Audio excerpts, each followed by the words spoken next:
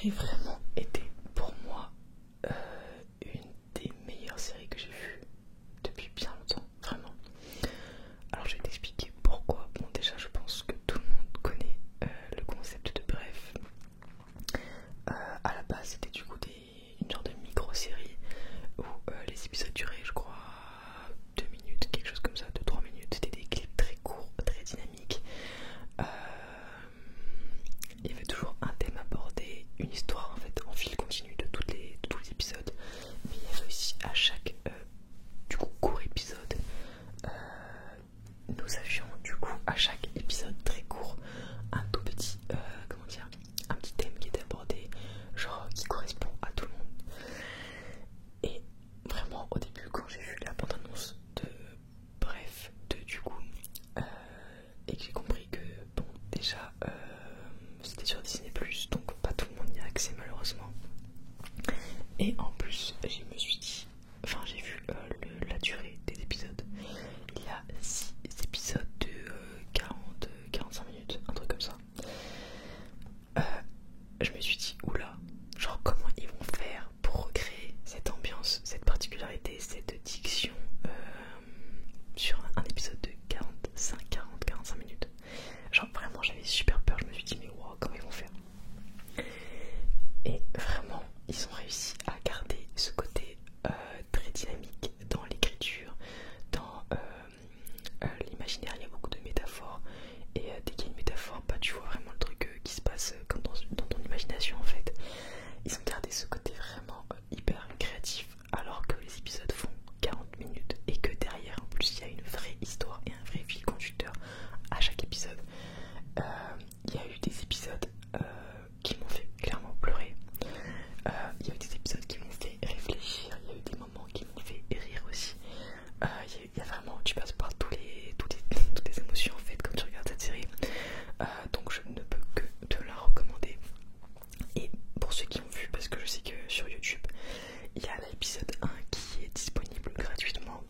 Je pense que ce n'est pas, enfin pour moi l'épisode 1 c'est le moins bon des 6 épisodes. Genre il te donne envie, mais c'est mieux après. Donc si tu as aimé sans plus, vraiment regarde parce que ça vaut le coup. Voilà. Vraiment c'était incroyable. Donc je vais du coup te citer quand même qui ont réalisé cette série, mais je pense que tout le monde le sait. Ça a été du coup créé par Kian Kojandi et alors là il écrit Bruno Muccio, peut-être que c'est le vrai prénom et nom de Navo, je crois, un truc comme ça. Et il y a tellement d'acteurs différents, tellement d'invités aussi, tellement d'apparitions, c'est un truc de fou. Il y a du coup, bon déjà Laura Felpin qui est un nouveau personnage qui arrive dans cette série, qui n'était pas présent dans les premières saisons. Et d'ailleurs j'ai découvert Laura Felpin seulement dans cette série là. Tout le monde me parlait d'elle, je n'avais rien vu où elle apparaissait. Parce que voilà, j'ai jamais vu par exemple le flambeau, je crois qu'elle y est. Je dis peut-être que je dis une bêtise. Je ne connaissais pas cette femme et vraiment j'ai adoré même son personnage et tout. Enfin, vous verrez dans la série. Même le côté, comment dire, tranche de vie, j'ai vraiment l'impression de voir ouais, la vie de quelqu'un. Alors que bon, on sait que c'est une série, tu vois, mais c'était tellement réaliste. Après, même en termes d'effets spéciaux, alors j'ai pas encore regardé, désolé, l'épisode sur les coulisses de Bref 2 parce qu'il y a un épisode spécial où il te montre un petit peu l'envers du décor, mais j'ai vu quelques interviews par-ci par-là de Kian Kojandi notamment, et il explique qu'il a énormément fait appel à en plus des personnes qui font des effets spéciaux français, enfin à des sociétés du coup françaises, et vraiment je trouve qu'ils sont super bien réalisés. Genre je trouve que tout est incroyable, les objets, enfin même à un moment donné il y a bref plusieurs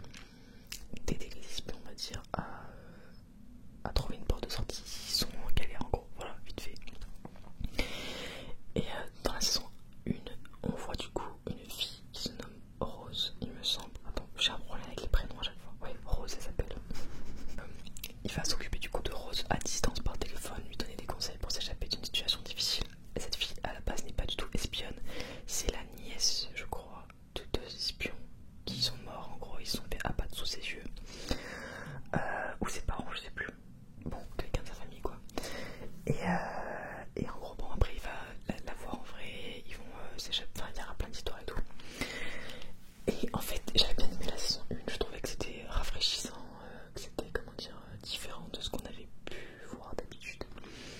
Là, la saison 2, je l'ai trouvée très longue, très lente. Il y a beaucoup d'action par contre. Si vous aimez l'action, voilà, je pense que vous allez quand même apprécier. Après, je trouve qu'il y a quand même beaucoup de politique, d'histoire comme ça, et ça me prend un peu la tête. Enfin, c'est pas mon style de série quoi. Et j'ai beaucoup moins aimé cette série en fait, enfin cette saison que la saison 1. Donc Peter du coup qui était agent de nuit au début de la saison 2, il se retrouve à être promu du coup agent de terrain pour le service secret du coup qui s'intitule Night Action. Alors dès le début, ça je peux vous le dire dans le premier épisode, en gros il se fait former, il fait sa première mission en vrai entre guillemets. Et là il se retrouve, comment on dit, il se retrouve, donc il est en duo avec une fille qui est espionne depuis longtemps. Et il devait juste en fait avoir des informations sur quelque chose. Et finalement, des gens, les ennemis les repèrent, ils essaient de s'échapper. Il s'appelle du coup Night Action. Et normalement c'est un truc vraiment qui est privé, tu peux pas avoir accès à ce que les gens se disent. Et on leur donne du coup un point d'exfiltration. Ils foncent à l'endroit de l'exfiltration, sauf que les ennemis savent en fait où ils allaient. Donc du coup Peter se dit qu'il y a une taupe dans leur organisation.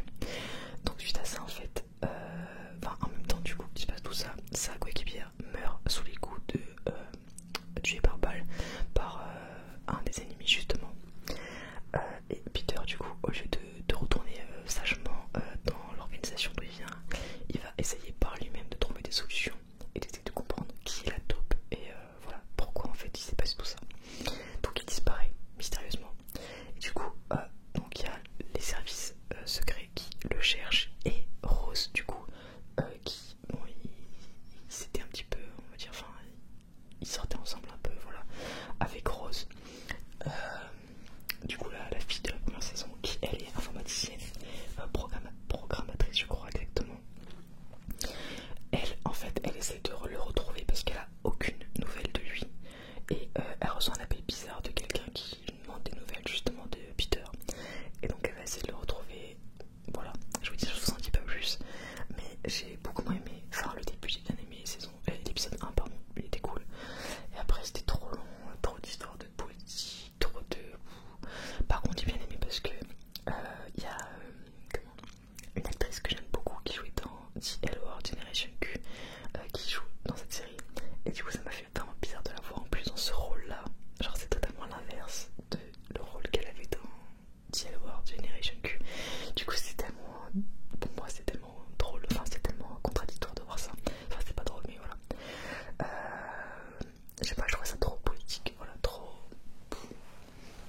je sais pas, j'ai moins aimé, voilà. Donc je sais pas, dites-moi dans les commentaires vous ce que vous en avez pensé, peut-être que vous avez aimé et que j'ai pas trop compris l'intérêt du sujet, mais je trouvais ça vraiment trop long, voilà. Ensuite j'ai regardé un film qui était disponible sur Netflix, il est sorti je crois il y a 2 mois ou 1 mois, un truc comme ça, qui se nomme Back in Action.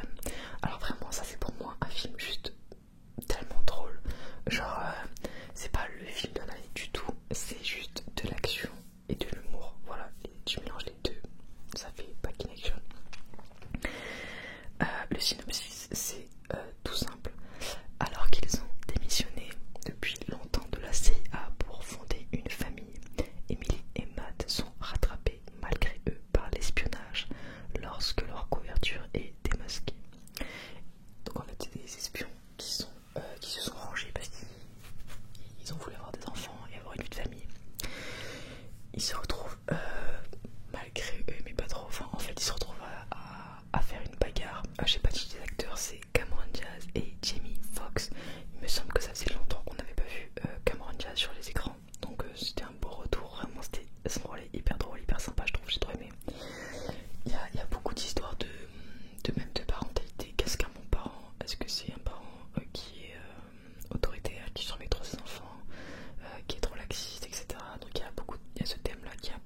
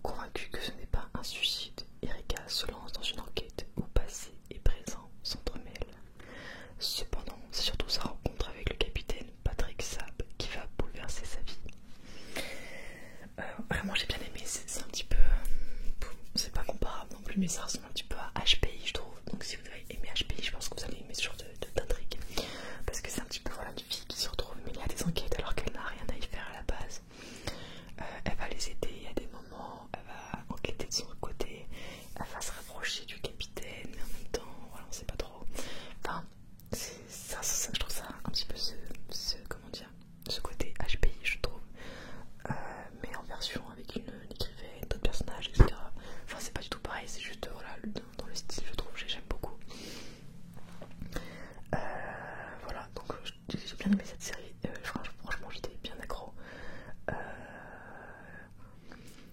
J'avais très hâte de la voir. Par contre, je trouve qu'elle se finit quand même de façon assez abrupte. Genre, il n'y a pas beaucoup d'épisodes et bam, tu as envie de voir la suite et tu peux pas la voir. Voilà. Donc j'espère qu'il y aura une saison 2.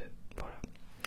Mais vraiment, regardez-la si ce n'est pas déjà fait. Elle est vraiment sympa. Voilà, vraiment, c'est dans le style HP, je trouve. Pour moi, ça ressemble. Enfin, ça se ressemble quand même. Alors, ensuite. Alors là, bon, allez, je garde la dernière série que j'ai bien aimée pour la fin. Et là, je vous parle d'un film que j'ai bien aimé, mais moins.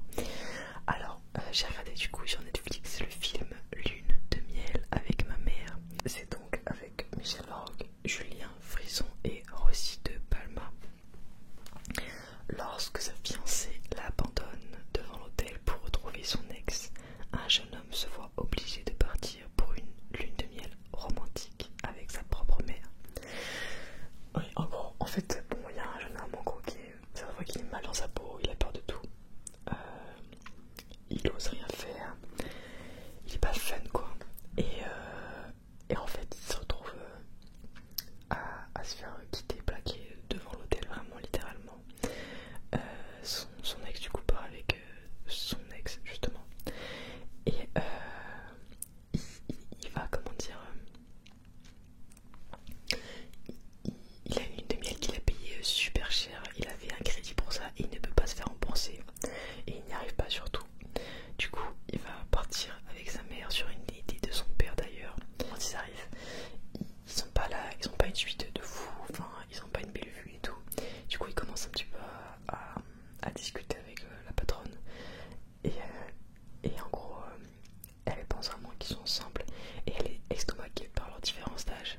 Et vu qu'en fait, elle est âgée comme Michel Larocque, elle va leur faire plein de trucs gratuits. Elle va leur donner une suite mieux. Elle va leur proposer des excursions gratuites et tout. Parce que elle, je pense que cette femme, elle a envie aussi d'avoir un homme plus jeune avec elle. Et donc elle aime bien ce que le couple dégage. Enfin, elle pense que c'est un couple alors qu'ils sont juste mère et fils. Et du coup, ils vont un petit peu jouer. Enfin, ils vont un petit peu faire genre ils sont ensemble alors que pas du tout. Donc c'est hyper malaisant par contre à des moments. Mais c'est très drôle. Vraiment c'est léger, c'est rigolo. Et j'ai bien aimé la fin. Franchement, à la fin, j'avais une petite larme un petit peu. Pas une larme non plus, mais j'étais un petit peu émue. Donc voilà. Mais c'est pas du tout le film de l'année. Si vous ne le voyez pas, vous n'allez pas louper quelque chose. Voilà. Ensuite, en dernière série qui vraiment était pour moi un inattendu. Je ne l'attendais pas cette série. C'est Ghost sur Netflix. Alors, déjà, comment j'en ai entendu parler? En gros, ma mère faisait tellement parler, elle me dit que comment j'ai commencé une série, elle est vraiment pas mal et tout. C'est sur des fantômes qui vivent dans une maison, je sais pas quoi et tout. Elle me dit, ouais, j'aime bien et tout. Mais elle faisait quand même parler tous les jours. Mais elle me disait pas en plus, c'est génial, vas-y, regarde. Elle me disait juste, ah, j'aime bien. Donc moi, j'avais pas trop envie, tu vois, de regarder. Et vraiment, il y a un jour, j'avais rien à faire.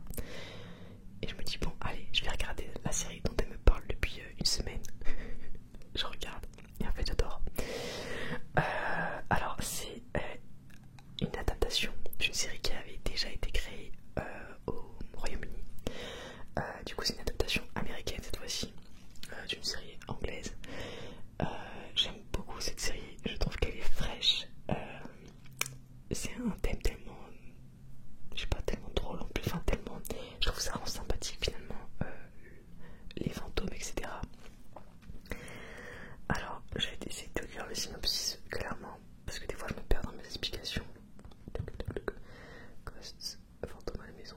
Alors, Sam et Ryan emménagent dans une maison qui semblerait... Attends. Mais bon, en gros, j'aime pas trop le synopsis, donc je vais essayer de raccourcir ça, enfin d'expliquer à ma façon. Alors, en gros, il y a Sam et Ryan, donc qui sont ensemble. Ils héritent d'une maison qui appartenait alors à la grande tante, je crois, de Sam, quelque chose comme ça. Et en fait, on s'aperçoit dès le début que dans la maison, il y a d'autres personnes qui